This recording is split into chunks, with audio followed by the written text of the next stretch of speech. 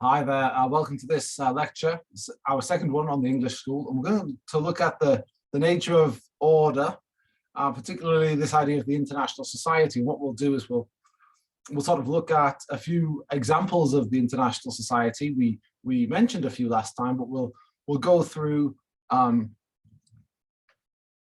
few sort of the history of different international societies that Hedley Bull thinks have existed across the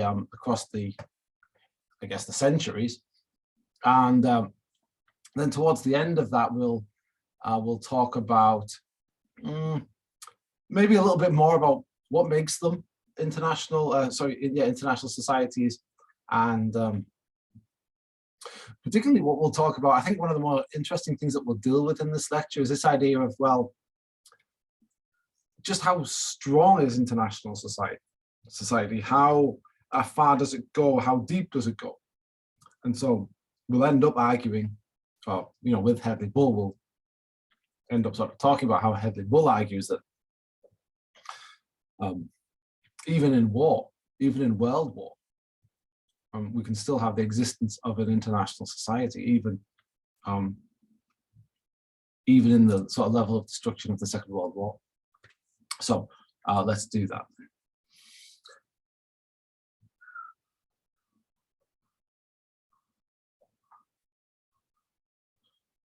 Okay, so I've titled this "The Nature of Order." I was a bit surprised by myself. Actually, I think I changed the title in my files. I call this set of slides, I call it like "The Nature of International Society," which might be a better title. So the first one that Bull talks about is this one he calls Christian International Society. It exists from the 15th to the 17th centuries. This is not the first international society that ever existed. Of course, we had the Greeks and everything, and the Chinese, but it's where he starts in terms of, perhaps it's sort of the beginning of modernity, the beginning of modern international societies, and this is the first of the international societies. So 15th to 17th centuries, Machiavelli, Bacon, Hobbes. It's the rise of competing states to fulfill the vacuum left by Respublica Christiana. We've got these papists and imperialists who are trying to combat the decline of papal authority, but nevertheless, we should say, papal authority was declining.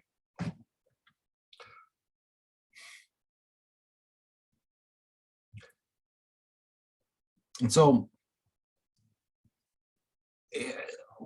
I'm debating in my mind, but I'm just going to go there. This idea of papal authority, and I think we might have also mentioned it last time, right? But the idea there was that there was perhaps one single institution, right? I mean, a supranational institution. I think last time we talked about the European Union. This was maybe the first European Union, which of course had a different name, right? It was called something like the Church, and you had the Pope, right? And so, at one point in Europe, right, and in the state system, right, in the international system, you had, sure, you had different monarchs, right, different princes, different emperors, of course, ruling over peoples in Europe, right, at the time, but you sort of did have an authority above those guys, right, and it was the Pope, and it was canon law. Right, and so you can't call what existed then, while we might trace sort of, let's say, the history of England back to 1066, right, which would of course predate the 15th century, right, by definition. We might do similar things with things like France and Spain and Portugal, right. We might sort of talk about them as international, as nation states, right. That's sort of a wrong thing to do, really, right, because that's not really what they are. Back in those days, before the French Revolution, they're really sort of almost like private possessions of monarchs, or emperors, and so princes, and lower vassals of those princes. And there's somebody at the top, and it's the Pope, and it's canon law that the Pope is sort of upholding and representing, and God is above all of those. And so you have this supranational institution that's more powerful than everything beneath it. And so you don't have an international system at that point. You don't, so if you don't have an international system, you don't have an international society. You've got something else, like a world empire, maybe. That's not quite what it is, right? But it's, well, here's what it is. It's Respublica Christiana. That's what it is. But what happens is that starts to decline. We've got in the 15th and 17th centuries, one of the things that you'll know that we have around that time, right, is we have the Reformation, and we have things like Henry VIII, who secedes, I suppose, from the Catholic Church to form his own church, right? So you have these, you have the sort of the decline of the Holy Roman Empire, and so in sort of Central Europe, and so with this, we have the end of Respublica Christiana. We have the end of this sort of supranational body that's controlling. I keep going to say that controlling relations between nation states, but that's exactly what it's not doing, right? Because there isn't that. There isn't the sort of relations between sovereign, independent states. It's much more intermingled than that, right? It's much more unified than that. So until this point in history, right, when these states start to, or first of all, when these monarchs who own these states start to go their own way, their own separate ways. And this gives rise to the first, at least first in modern times, the international society that's going to sort of lead to the international society that we have today. We have these new states, and they're governed by natural law, and states have mutual social rights and duties under this natural law. And so Hobbes, right, we're pointing to Hobbes again, and the idea that in the state of nature, everyone has a right to everything. And so these states now, these modern states who are breaking away from the established government of the church, right, and they're now sort of returning to some sort of state of nature where they have the right to everything, and you have all these different units having the right to everything. And of course that leads to conflict, but it also leads to some sort of order, right? Because the realists would say, well, that leads to conflict, like to war of all against all, and that's what Hobbes says as well. But that's not what Hedley Bull thinks. Hedley Bull thinks that these states, in their independence, in their sovereignty, they're going to establish between themselves some sort of order. And so here we go. Christian international society continued. Christian values characterized the society, and bond among Christians were assumed to be more significant than those between Christians and others. So we're leaving Respublica Christiana, but we still have these, we're still very much in the throes of Christianity, right? And it's still a significant sort of principle which binds international society together. It was the individual princes, rather than a particular political organization, that was subject to natural law, and therefore made up international society. So it's not then, in this case, perhaps in Christian international society, perhaps it's not makes sense for the timescale. It's not a society of nation states, right? It's a society of princes, of rulers of peoples, right? Rulers of territory. And I don't know if I've said this yet, but I recently did some research on treaties, right? My interest was really on the sort of the Macedonian Greek agreement, the Prespa agreement. Got all these scholars saying, no, this was an illegal agreement. And so I kind of decided to go back and look at other agreements between, other agreements that attempted to solve this Macedonian crisis, this Macedonian question, I should say. And it took me all the way back into sort of the history of treaties generally. And one of the things that's often said, I guess, in the literature about that is that, and this is what I found out, sort of a summer or two ago, was that,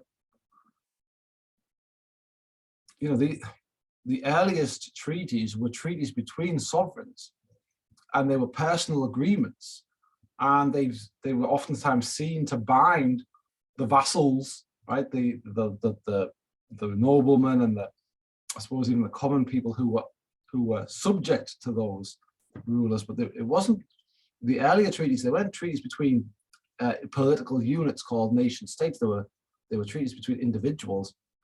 And in fact, those treaties in the earlier times, probably the very earliest moments of this Christian international society and before, treaties were signed sort of as part of a religious ceremony, right? That sort of, you sort of staked your reputation as a Christian and actually perhaps your status in the church, right? On this deal, right? And so, so that it was individuals and their faith that sort of held them to account, and then the Pope, I suppose, on top of that holds them to account and might excommunicate one if they seem to have broken this oath that they're making as part of this religious ceremony with this other monarch. And so, anyway, it's very much a personal thing. So it makes sense, right, that it was the Bull saying this, right? It's individual princes rather than political organization that were making up the international society.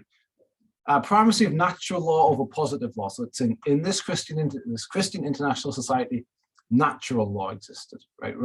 That was a principle rather than positive law.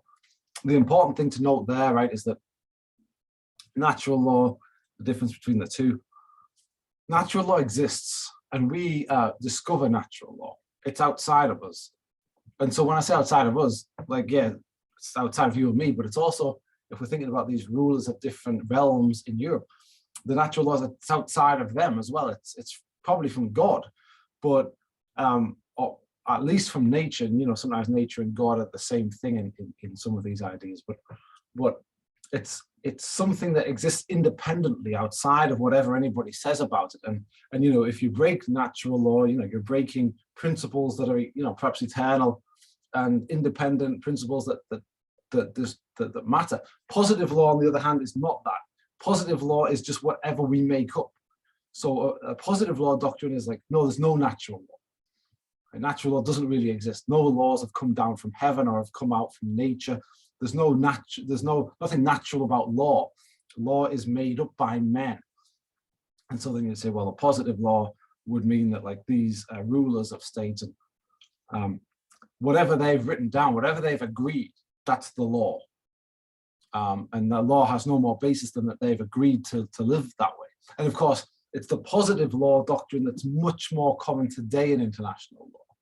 And we'll see that as we go through. But when we talk about the Christian international society that happens just after the sort of end of Respublica Christiana, it's the primacy of natural law that's still bound up in this idea of a universal society. Existing institutions were not the result of interactions between states, the papacy, the empire, and summits were not seen as an institution of international society. These institutions were more natural, even ordained by God, right, from outside of humanity, outside of any sort of agreement that you and I might make, or that kings might make amongst each other. These institutions are bigger than that, including the institution of law. This evolves, right, into now what Hedley Bull talks about as this European international society. 18th and 19th centuries now, last vestiges of Christendom were expelled from international society, right? The Pope and the Empire is gone now, the Holy Roman Empire is gone. Positive law has, at this point, replaced natural law. I already said what positive law is, but I'll do it again just to sort of really hammer home the point. Positive law is just whatever you and I agree. Maybe not you and I, because maybe we're not nation states and we're not important enough, but think of I mean, it's everywhere now. It's hard to sort of see it in any other way, but maybe well, I think of Brexit maybe. With Brexit, there was this case during Brexit, this case which I found a little bit strange, to be honest with you, from an international politics standpoint, and also from a British politics standpoint. So this case about whether the Prime Minister whether it was legal for him to have done the things that he'd done I can't remember now exactly what it was that he'd done. Maybe it will come back to me, but it was something in the way that he was dealing with the European Union, where he was something in the way that he was conducting Brexit. And somebody brought a case against the government, the Prime Minister and the government said, that's illegal, you can't do that. And there was almost sort of an element of natural law versus positive law in it, I would say, because the arguments were like, the arguments on the government side was like, no, we're the government, we're sovereign, like we can conduct our foreign relations as seems fit to us, right? That's, and then there was some idea that, well, no, because you previously agreed to do it this way, you now can't change your mind and do it a different way. Anyway, but the positive law aspect of it is that, the reason why it was a law, perhaps, right, that the government was actually found guilty, I guess, in the end of breaking, was that they had agreed to do a particular thing, right, live a particular way or follow a set procedure, and they hadn't done that. And so, but that's positive law. Positive law comes out of the agreements between states. It comes out of, and if there has been no agreement touching this particular behavior, then there's no law there. Whereas natural law would say, no, there might be. There's the law of nature, which exists before everybody else exists and before any agreements are made. Anyway, so hopefully that helps. Christian ideas replaced with European ones. So it's the other way. Right? So we saw this in like the European Union when they were talking about having a constitution. In the end, they sort of dropped the idea kind of and just made it, instead of calling it a constitution, they called it the Lisbon Treaty. But one of the things that you might see in the Lisbon Treaty, and one of the things that you might have seen in a constitution, should that have been ratified, which it wasn't, but was this preamble and this idea of, what's the basis of our, and this is back in the 90s, right? What's the basis of our society, I suppose? What's the basis of our cohesion? What's the basis of our community? And there was an argument about what that was. Some people said, look, we could talk about our Christian past.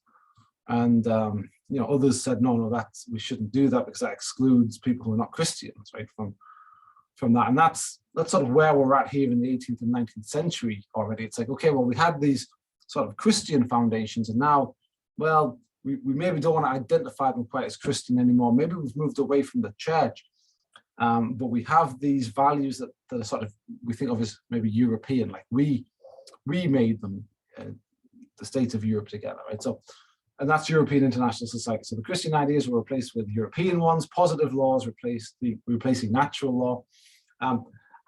But however, relations between Europeans were more significant than those between Europeans and others. So Turkey, for example, which under the Ottoman Empire had spread quite deeply into Europe for a long time until 1856, it says, right? So 100 years or so, maybe more than that, a couple of hundred. They're in Europe geographically, but they're seen as different, right? Separate somehow. To the point where it was, on both sides, on the Ottoman side and on the European side, it was unacceptable to both communities to make agreements with one another, right? They were too foreign, right? They were too separate. There was the infidels on this side, right? It was I guess the infidels on both sides, right? Neither of them believed in the same God, which seems like it was a big part of it, but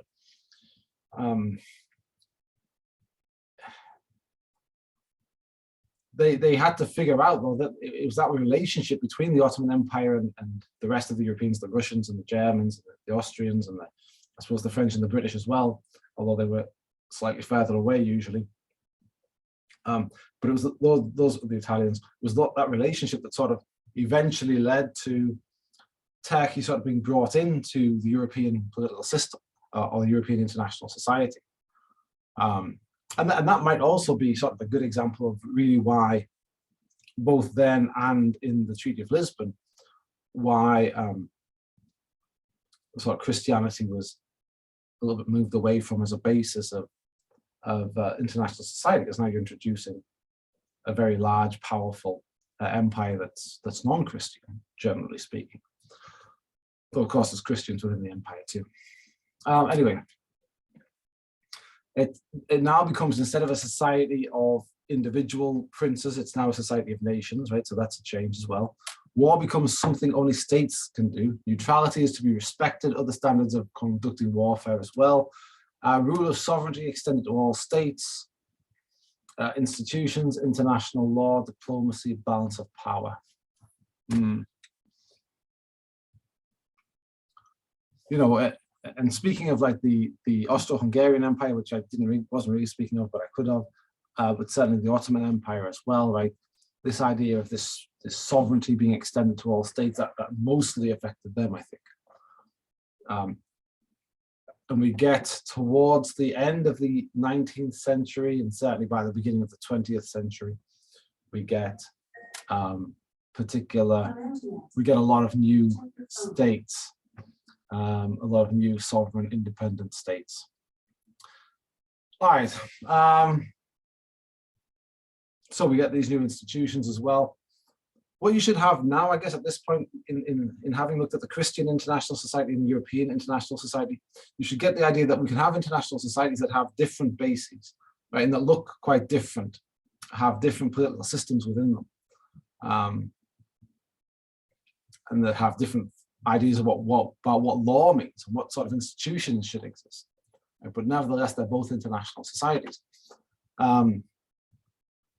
This one, I'm not sure what I'm doing with this slide 100%. I used it in the in-person class.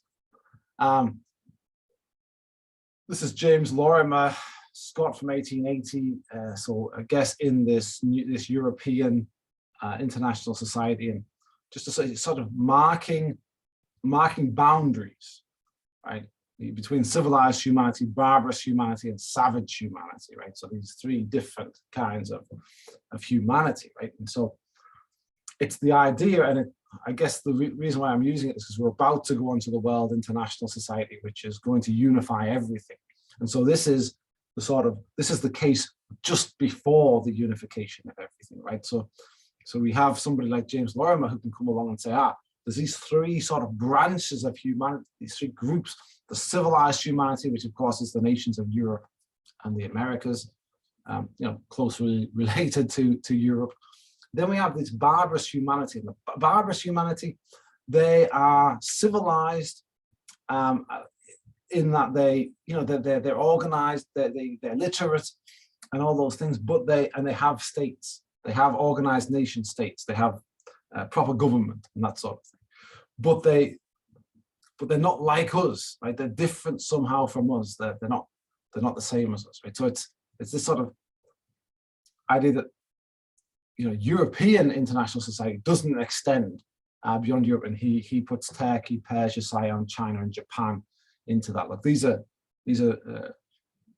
governed, properly governed states that exist and have some civilization, but they're different from us.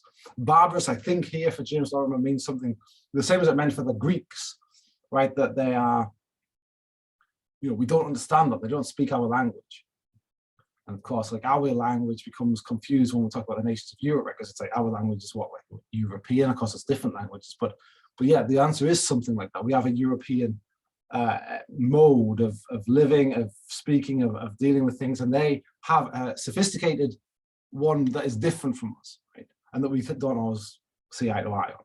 And then the rest of humanity, savage humanity, they don't have organized government, perhaps properly organized and sort of civil government. And so again, the idea behind this is just to show that international society was not seen to spread across the whole. This European international society existed, you know, quite primarily in Europe, and maybe in the Americas as well, and not so much in the rest of the world. But now that by the 20th century, we move into this world international society, where international society it's global. It's global rather than European. Ball says something like, look, it's unfashionable to say that it's got a particular culture, but if we can say it, if we're allowed to say it, then it's something like modernity, right? The whole world now is modern. I think Bull thinks that the World International Society is sort of an extension of the European International Society outwards, right? So I think he thinks that, you know, because he says something like, what is modernity but the culture of the dominant Western powers, right? So, you know, that's certainly one way of looking at it. In my STS 101 class, or my 301 class, we oftentimes, when we look at globalization, we say, you know, is globalization a Western thing, right? And if I had Hedley Bull in there, he would be probably arguing that it was, as do other thinkers as well. But if you want the alternative vision of that, read Amartya Sen, S-E-N. That's a good antidote to that. But anyway, we have this reappearance of natural law and universalism, this idea of, you know, what's right over here is right over there as well. It's just one way of doing something, and it's natural. Like there's, I think of the Universal Declaration of Human Rights. That's what I do when I see that line. I think of that and I say, you know, that's some effort, right, by all these nations in the world to sort of adopt some sort of a declaration, right, some sort of a statement about what everybody has the right to, what are universal values. So we have that now. We've sort of moved away maybe a little bit from positivist law. You know, but it's, I guess, not necessarily a society of states anymore either. At least maybe there's more actors, more types of actors than states in there. All right, here's the part where I say World War II. Bull says this, it's not really me, I'm just telling you what Bull says, but Bull says international society exists even during World War II. Okay. And this is sort of the test. This is the, I guess he's anticipating objections, right? And we're saying to him, he worries that you and I are going to look at him and say, what, are you saying there's an international society during World War II when we were all killing each other, right? When millions of people, all, well, millions of Russians, millions of Germans, millions of British and French, Americans, of course, the Holocaust, millions of Jewish people die, all over the world, Japanese people, of course, Chinese people, we're all killing each other on a massive industrial scale, and that's international society. And Bull says, yes. He says, okay, for sure, there's no cooperation between Axis and allies in common institutions, right? It's not like there's a UN where the Nazis are meeting with the British, right, and with the communists, right, from the Soviet Union. That's not happening.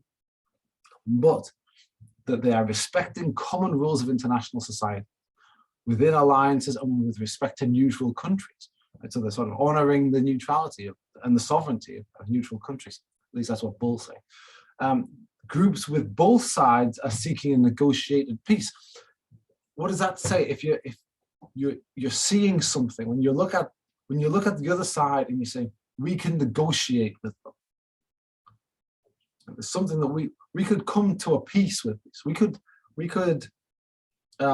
coexist in society, right? There's something valuable about them, or something at least not so rotten that we couldn't live together.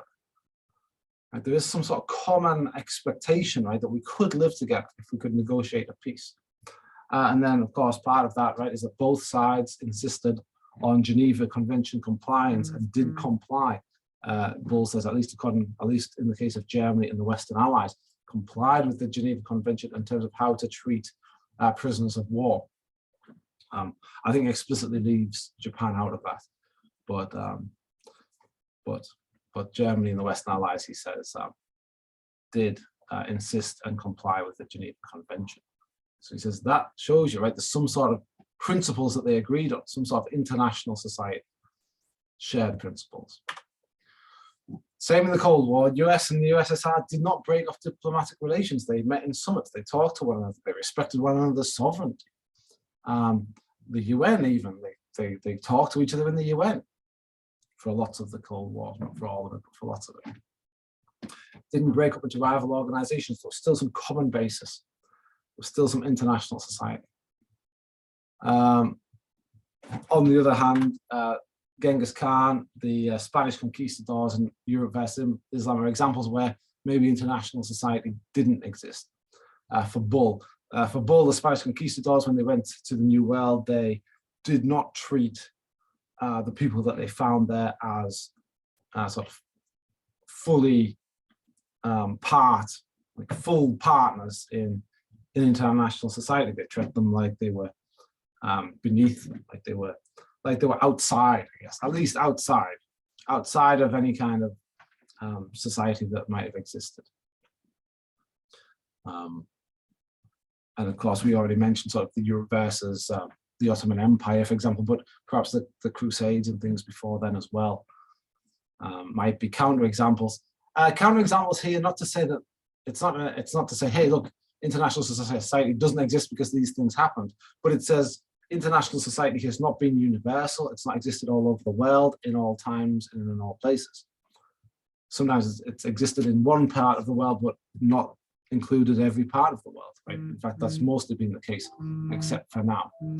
So I'm going to end that there. From that, hopefully you saw some examples of what international society are, some examples of sort of differences that might happen in different international societies, different makeup, different principles, and also like how sort of strong both things international societies are.